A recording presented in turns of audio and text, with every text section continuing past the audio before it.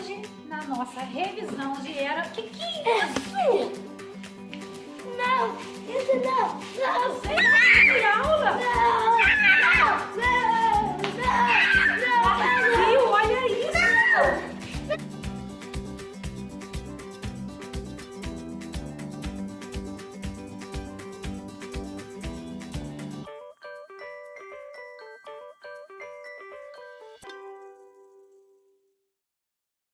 Agora nós vamos ver o que vai acontecer durante a urbanização e a modernização do Brasil no período imperial. Ó, no período da Primeira República, fim do Brasil Império, início da Primeira República. Vamos? Então tá, vamos lá. Retomando aqui para entender as principais modificações dentro do nosso último tópico, urbanização e modernização dentro do Brasil.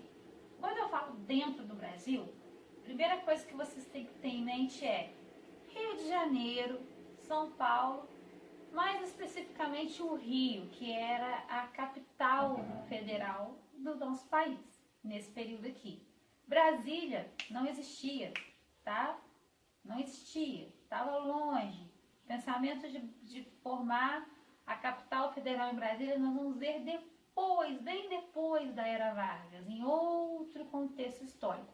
Então, Rio de Janeiro ainda era a sede e a capital do nosso país. E aqui nós vamos ter a primeira questão, inspiração nas cidades europeias. Como assim?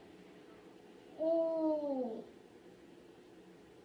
brasileiro, ele quer uma capital parecida dentro dos moldes europeus, das cidades da Europa, porque a Europa tinha passado por um período chamado Bela Época, ou Belle Époque.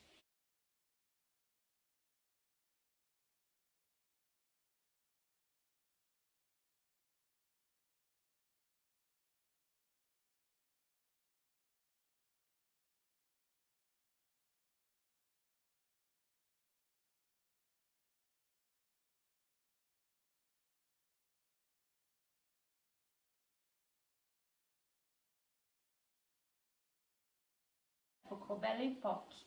E esse período, esse momento da Europa, colocou a Europa assim, os principais centros europeus com cafés, grandes avenidas, os automóveis começaram a circular na Europa. Então foi modificando o ritmo de vida das pessoas. Lembrando que lá atrás mesmo, lá atrás da história, a Revolução Industrial, lá, a segunda, a terceira, impactou a Europa, né? E aí, as consequências vão ser refletidas aqui no Brasil. Vocês estão conseguindo captar isso? Sai o imperador, não querem mais monarquia, não desejam mais monarquia, querem uma modificação, uma república. Mas essa república tem uma mentalidade europeia. E o imperador, gente, apesar de ter nascido aqui no Brasil, Dom Pedro II, ele era brasileiro. A gente tem essa mentalidade de achar que ele não era brasileiro, que ele era português. Não, ele era brasileiro. O Dom Pedro II era brasileiríssimo.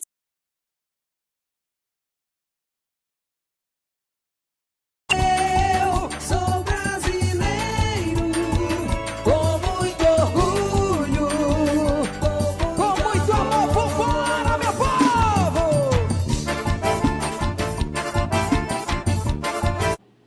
A república não vai querer colocar o modelo brasileiro em ação, porque o nosso país ainda estava sendo construído, a nossa identidade enquanto brasileiro. E é agora que nós vamos ver alguns choques. Primeiro nós vamos ver esses choques entre as construções, demolições, o que vai acontecer, para depois a gente ver os choques culturais mesmo, tá bom? Então vem pra cá comigo, ó. Primeiros automóveis circulando nas cidades do Rio. O que vai acontecer? Vai acontecer um movimento chamado Bota Abaixo. Esse movimento do Bota Abaixo vai demolir todos os prédios, todas as construções antigas que existiam no Rio e colocar né, começar a construir prédios novos. Mas o objetivo não era só construir prédios novos, era alargar as ruas, transformar as ruas em avenidas para que os automóveis pudessem circular tranquilamente. Transformar as ruas em avenidas para que os automóveis pudessem circular tranquilamente, tá? E aí nós vamos ter as mudanças na capital federal. O Rio de Janeiro, que era a capital do Brasil nesse período, vai ser a principal afetada, a principal impactada e a principal a ser mudada. E aí o que vai acontecer? Cortiços e as vilas, os vilarejos que existiam bem no centro da cidade, onde pessoas moravam aglomeradas, né? Elas vão ter suas casas demolidas. Vai acabar, vão ser extinguidos, vão terminar com os cortiços e com os vilarejos. Então a parcela pobre da população que vivia aqui vai ficar sem moradia, vai ficar sem casa. E eles vão ter que sair do centro da cidade e ir para dentro da cidade. O que seria dentro da cidade? Para as periferias. E essa galera trabalhava nos centros. Então, vai haver sim um incômodo. Então, muitos brasileiros aqui nesse período vão ser tirados do centro da cidade e jogados para os bairros marginalizados, para as periferias. E aí, nas periferias, vão começar a surgir alguns movimentos de caráter revolucionário dentro do nosso Brasil republicano. Vamos então voltar aqui para o nosso quadro e focar nos tópicos de urbanização e modernização. Primeira coisa, o Brasil se inspira nas cidades europeias. Segunda coisa, os primeiros automóveis passam a circular na cidade. Mudança na capital federal, que é, nesse contexto aqui, Rio de Janeiro. Cortiços e vilas no centro são demolidos. Eles acabam com esses cortiços, isso é chamado de bota abaixo. Então, nós vamos dar prosseguimento agora a alguns movimentos de caráter revolucionário, algumas revoltas que ocorreram no Brasil no período da Primeira República. E nós vamos identificar 3, né? Na verdade 4. Eu coloquei em destaque, em primeiro lugar, a revolta da vacina, porque ela vai ocorrer no Rio de Janeiro, né? Logo embaixo eu coloquei revolta do Chibata. A da vacina é uma revolta popular também, porém eu separei a da vacina para que nós possamos entender como a revolta da vacina ela vai interferir no cotidiano do brasileiro que vivia no Rio de Janeiro nesse período da Primeira República. O que estava acontecendo? Com as reformas, né, urbanas, com a nova modernização, colocando vários prédios abaixo, construindo novas avenidas, ampliando, né, as ruas para que pudesse passar automóveis, mexendo na cidade. O que vai acontecer no Rio de Janeiro? Esgoto vai ficar a céu aberto, muita coisa vai começar a ser mexida, né? Ainda se tinha muitos lugares no Rio que não tinha saneamento básico. E aí vamos começar a organizar isso. Por conta disso, várias doenças vão se espalhar, né? E principalmente no Rio de Janeiro. E aí qual vai ser a medida que o governo vai tomar, né? O primeiro governo republicano. Em 1904, a vacina, né, elaborada por Oswaldo Cruz vai ser obrigatória. Agora você não tem mais a opção, eu tomo se eu quiser. Não, é obrigatório. E como era algo novo, eles tinham, né, o povo tinha muito medo, porque não é injeção igual a gente vê hoje em dia, era uma pistola, né? Tipo uma pistola mesmo, com uma agulha bem grossa e se injetava ali a vacina na pessoa e aquilo era dolorido. E fora as reações que poderia causar no organismo do brasileiro que não estava acostumado com aquilo ali. Então a vacina estava sendo testada no povo brasileiro. E aí, de imediato, o sanitarista Oswaldo Cruz vai tomar essa medida junto com o governo e a vacina passa a ser obrigatória. O povo brasileiro não vai gostar dessa obrigatoriedade e vai se revoltar. O que eles vão de revolta? Porque o povo se revoltou mesmo, chegou ao ponto de botar a cidade de ponta cabeça. Tá? E aí, paralelo a isso, essa revolta da vacina, ela é chamada de revolta urbana. Nós temos as revoltas populares. Aí eu separei Canudos, Contestado e Chibata. Chibata também ocorre no Rio de Janeiro, mas nós vamos ver ela por último por conta do contexto histórico que engloba a revolta da Chibata. Vamos focar agora em Canudos e Contestado. Por quê? Porque as duas têm um mesmo foco, o mesmo sentimento e o mesmo tipo de movimento. São revoltas de caráter rural do interior e com caráter, né, com uma identidade messiânica, com a ideia assim de um Messias, de um Salvador para libertar esse povo aí tão sofrido. E aí nós vamos ver como é que funcionou isso aqui. Vamos lá comigo? Então, vamos ver isso aqui direito, né? Vamos pegar Canudos. Canudos, essa revolta aconteceu na Bahia. O líder chamava-se Antônio Conselheiro e ela ocorreu entre o período de 1893, que vai começar quando o Antônio Conselheiro funda o Arraial de Canudos. E ele começa a arrebanhar pessoas, literalmente, como se fosse um pastor pregando, alguém, um padre entrando pelo interior do Brasil, ele, né, vai fazer isso. O Antônio Conselheiro, ele tem essa característica. Em 1893, ele começa a juntar fiéis.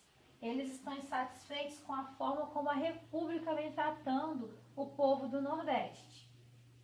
Como? Ignorando-os completamente. Muito diferente dos dias de hoje, nos dias de hoje, né? A gente vê isso acontecer assim. O Nordeste hoje está sendo supervalorizado, né? Podemos dizer isso. E aí, em 1896, o Exército Brasileiro Republicano vai tentar fazer uma investida aqui, para poder tentar acabar com esse movimento. Só que não consegue. São 3 investidas que o Exército Brasileiro faz no Arraial de Canudos. Nesse contexto aqui, Canudos e Antônio Conselheiro já conseguiu juntar cerca de 20 mil pessoas. Era um senhor, né, povoado. E aí o exército em 1897 entra e acaba com o movimento e o líder acaba sendo morto. E acaba o movimento de Canudos, o Arraial é dizimado, aproximadamente 20 mil pessoas, dessas 20 mil quase todas são mortas e Canudos entrou para a história por conta disso. Revolta popular do interior do Brasil de caráter rural. Contestado começa em 1912 e vai até 1916, tá? O líder, o padre José Maria, que também estava chateado e insatisfeito com a forma como a República, o governo republicano, vinha tratando o povo do interior da onde? De Santa Catarina. Então nós temos aqui Nordeste e Sul. Olha os opostos aqui, que legal, né? Para a gente poder entender um pouco. O que estava acontecendo aqui? Com a chegada de muitos imigrantes no Brasil, uma uma nova ferrovia começou a ser construída entre Santa Catarina e o Paraná. E essa ferrovia ia cortar exatamente o local aonde muitos trabalhadores e cidadãos viviam, né? Em Canudos, a região de Canudos. Então, Canudos não, a região aqui de Santa Catarina e do Paraná. Essa ferrovia estava atrapalhando e invadindo terras que o povo poderia ocupar, que o povo poderia se beneficiar dessas terras produzindo. Como a terra não era para todos, a terra tinha dono, mas os donos não tomavam posse, não faziam essas terras ficarem produtivas, aí o povo vai se rebelar, sendo liderado por José Maria. Então, em 1916, vai chegar ao fim a Guerra do Contestado, né? E, por fim, a Revolta da Chibata, que foi liderada por João Cândido. Essa é de caráter urbano, não é rural. O que vai acontecer aqui? Os marinheiros, o pessoal da marinha, estava insatisfeito com a forma como eles vinham sendo tratados. E aí um dos marinheiros vai desobedecer uma das ordens e vai levar 250 chibatadas. Isso vai gerar uma revolta muito grande por parte dos demais marinheiros. Lembrando que o marinheiro que é, alvo das 250 chibatadas era negro. Então, isso pesou muito para essa revolta. E os outros marinheiros vão se revoltar. Eles vão apontar todos os canhões, dos navios para a cidade do Rio de Janeiro, dizendo que se a Marinha não tomasse providências em relação aos castigos físicos que eram feitos, eram colocados em cima dos marinheiros, principalmente dos negros, eles iriam atirar na cidade do Rio de Janeiro com os canhões. E aí, medidas foram tomadas e ela durou aproximadamente mesmo um ano, ela não foi para frente, porque acredita-se que, como eles ameaçaram atirar na cidade do Rio, eles tinham poder bélico, armamento bélico, Então a coisa aqui foi mais estreita e trataram de resolver logo. Vamos rever um pouquinho do que foi a Era Vargas? Para isso nós vamos fazer uma linha do tempo aqui. Vocês vão copiar essa linha do tempo no caderno de vocês, tá? Hoje, escrever revisão Era Vargas, bom? E aí vocês vão fazer essa linha. Nós temos aqui o ano de 1930, 1934, 1937 e 1945. Contando a passagem do tempo aqui, nós temos aproximadamente aqui 15 anos de governo Vargas. E aí, eis o X da questão. 15 anos do governo Vargas. Foram 15 anos de um governo tranquilo. Vargas governou sem maiores problemas. Ele teve ou não teve problemas? Como todo político nesse país, Vargas enfrentou muitos problemas. Mas ele soube fazer do Brasil um país industrializado. Ele conseguiu trazer indústria para o Brasil. Ele conseguiu tirar o Brasil um pouco do mapa no sentido agrário, rural, e trouxe a indústria, como nós já vimos nas aulas passadas. A CSN, que inclusive está na nossa cidade de Volta Redonda, é um exemplo de que Getúlio Vargas não só governou para os pobres, como ele era chamado de pais pobres, como ele negociou com os ricos também, com os grandes empresários. Nós temos que ter em mente que os políticos, em qualquer época da história, eles vão precisar fazer alianças com empresários, com outros políticos e vão precisar ganhar o apoio do povo. E aqui, agora nós vamos voltar, retroceder. Como que vai começar a nossa Era Vargas? Pode vir. Hoje temos aluno no 1930. Um ano antes da Era Vargas começar de fato, o que estava acontecendo no Brasil? nós tivemos a crise de 29, lá fora nos Estados Unidos, a Bolsa de Nova York quebrou e o mundo entrou em colapso, um monte de gente ficou desesperado porque não tinha dinheiro, não tinha investimento, quebrou a maior bolsa econômica do país, do mundo. Afetou o Brasil? Afetou. Diretamente, indiretamente no começo, futuramente, diretamente vai afetar o Brasil. Como que o Brasil vai ser afetado? Nosso principal produto agrícola, que era o café, que nós exportávamos com muita, né, pressão, vai ser queimado. Vão queimar o café, Nicolas, vão queimar sacas e sacas de café. Eles são muito idiotas, né? Fala isso pro Vargas. Tinha que ter falado isso pro Vargas. Assim, ele é muito idiota. Tirar um negócio que dá mais din-din pro Brasil, tirar isso, é uma ideia muito Foi uma ideia ruim, só que na verdade ele não tirou, ele mandou estocar essas sacas de café, guardar, estocar, ele guardou. Só que lá nos Estados Unidos quebrou a Bolsa de Nova York, sabe a Bolsa de Valores? Sim. Na época era chamada Bolsa de Nova York. Essa bolsa quebrou, não tinha dinheiro para mais ninguém, quem tinha investido, quebrou, acabou, a economia ficou ferradona. Aí eles tiveram que continuar com o café, né? Aí o Brasil, que estava com aquele monte de café estocado, fez o quê? Como é que ia vender se não tinha quem comprasse?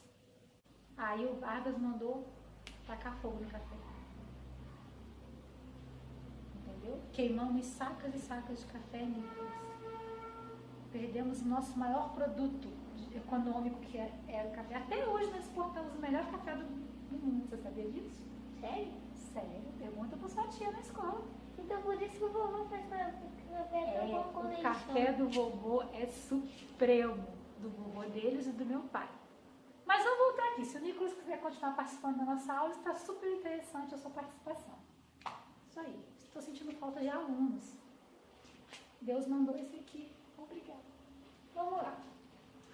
Aí o Vargas vai se aproveitar da situação, da crise e tal, vai vir lá com a sua galera. O Vargas era da oligarquia de... Qual oligarquia que ele pertencia? Ele pertencia ao Rio Grande do Sul. Qual era a oligarquia que estava no topo? São Paulo e Minas. Política do café com leite. E aí essa política, o candidato que tinha ganho as eleições era o Prestes. Vou colocar um V de vitória aqui. Ele ganhou as eleições. Só que o Vargas, sabe o que o Vargas fez? O quê? Sabe quando seu irmão, vocês estão lá brincando? Aí, você ganha um negócio legal, um presente bacana. O presente é seu. Só que os outros... O seu irmão vem e fala, não é seu não, agora é meu, eu vou pegar pra mim.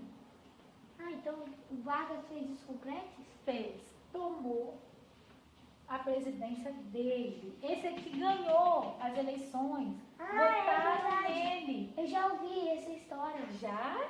Viu? E aí o geografia.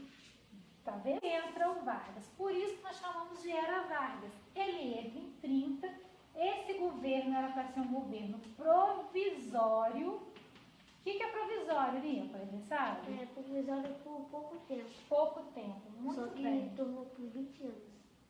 Foi 20 anos que a tia tá até 45, ela parou 15 anos. Ainda tem mais Era Vargas por frente que eles vão estudar no próximo bimestre. Se eu contar tudo desse, tá já ganha. E aí, ó, no governo provisório, que era para durar apenas um ano, para ter eleições e eleger um novo presidente, o que o Vargas faz? Não, eu vou pegar a Constituição de 1891, se eu não me engano, e ele vai dizer, vamos supor que essa aqui seja a Constituição de 1891. Ele vai falar assim, essa Constituição não vale mais, engaveta ela. Engavetou a Constituição e a Constituição não valeu mais nada. E aí um país sem Constituição é um país sem o quê? Pode tirar minha Constituição da gaveta, obrigada. Sem leis. É um país... Então, hoje nós estamos tendo a presença ilustre do meu sobrinho Nicolas. Vocês veem que até na quarentena essa criança quer aprender. Ele é muito bom em geografia, ele é muito bom em história, ele é muito bom em português, ele é muito bom em tudo, tá? Permanecer no poder, porque o Vargas foi um presidente que ele tinha um caráter muito popular. Ele era chamado de populista, o pai dos pobres, pai dos ricos, não, mãe dos ricos, pai dos pobres. Mãe dos ricos, porque ele não vai entrar na presidência sem nenhum voto e ficar 15 anos, ele ainda vai retornar depois disso. O cara era bem estratégico. E aí, o que ele vai fazer? Em 30, é chamado de quê? Golpe. Quem ganhou foi o Prestes, ele tomou o lugarzinho do coleguinha. Golpe de Estado. Ele vai até 34, elabora uma nova Constituição no final de 34, para ver se agrada o povo um cadinho, ver se agrada todo mundo. E aí, em 37, quando ele vê que estão enchendo mesmo a paciência dele para ele sair, ele pega e fala, o negócio é o seguinte, eu preciso me manter aqui, e eu já sei como é que eu vou fazer. Rasga, anula a Constituição de 34. Ele pega uma outra Constituição, engaveta de novo. Já tinha engavetado a primeira. Agora ele vai engavetar a segunda Constituição. E essa Constituição que ele tinha elaborado não vai valer de nada mais. E aí nós temos duas Constituições engavetadas, não valendo nada, e ele elabora uma nova Constituição aqui em 37 e dá o segundo golpe de Estado. Com esse segundo golpe de Estado, ele vai fazer muita propaganda em cima dele. Aí nós vamos ter aqui o DIP. Lá, nessa época já existia TV? Já tinha TV preto e branco chegando no Brasil, mas o principal meio de comunicação era o rádio. E aí, Aí ele fazia propaganda pelo rádio. as propagandas políticas do Vargas eram todas feitas pelo rádio. Ele chegava no rádio e falava, trabalhadores do Brasil. Era assim que eles se comunicavam, né? E aí ele vai criar o DIP, Departamento de Imprensa e Propaganda. Qual era o objetivo do DIP? Militares, burgueses, a oligarquia paulista, as oligarquias que tinham dinheiro ali, vão falar por baixo. Já deu, a Constituição foi pro lixo, literalmente. Ninguém respeita a Constituição, até hoje. Mas aí, na próxima aula, nós já vamos entrar no nosso capítulo 2, no segundo bimestre, e vamos falar sobre imperialismo. É um assunto muito interessante, muito bacana, que vocês já viram comigo no ano passado, só que agora vocês vão ver algumas consequências do imperialismo. Até a próxima aula, né, Nicolas? É. Agora eu vou fazer dever com ele. Vamos fazer dever? Bom.